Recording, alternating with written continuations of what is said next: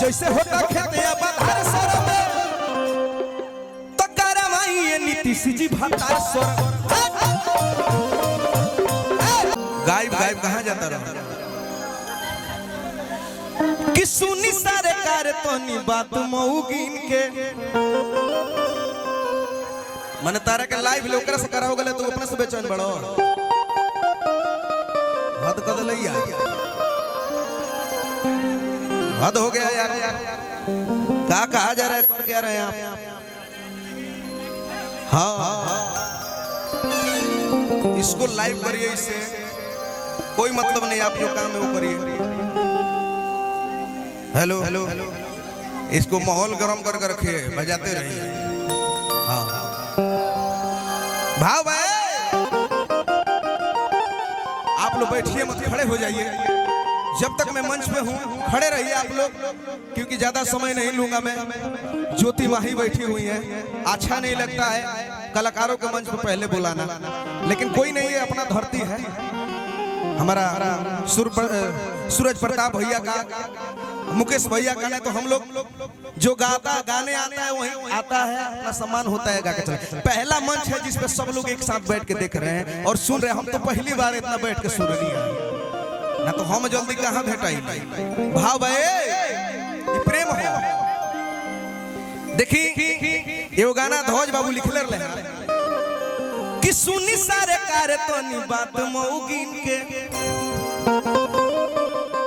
कोहियाले डरे अब 2703 के तो जैसे होता खेते बधार सरब तो करवाई नीतीश जी भतार सरब। गाना देखिए क्या लिख दिया भाई, लिखने वाला लिख दिया, तेरा माइंड का जोड़ा नहीं है। आधार कार्ड मैंने बनाया और भतार सर्वे मैंने कराया। तो सुनी सरकार तोनी बात मऊगिन के कोहियाले डरे अब 2703 के जैसे होता खेते बधार सरब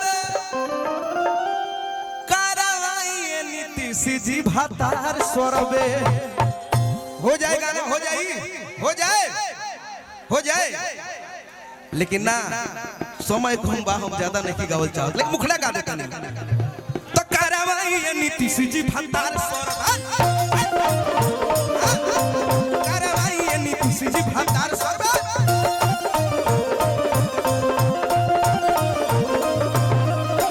सुनी सरकार तोनी बात मऊगिन के कोहियाले डरे अब 2703 के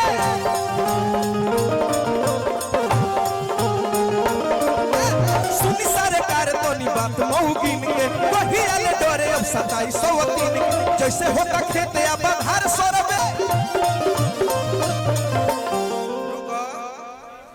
और का एमे बात रहे, अरे कुंवरनो के होखे यार सरब। क्या माइंड लगाए यार, अरे कुंवरनो के होखे यार सरब तो करवाई नीतीश जी भतार सरब।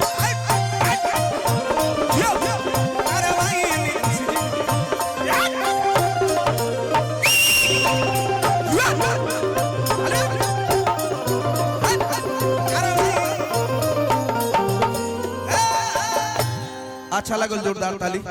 लास्ट मेरा गाना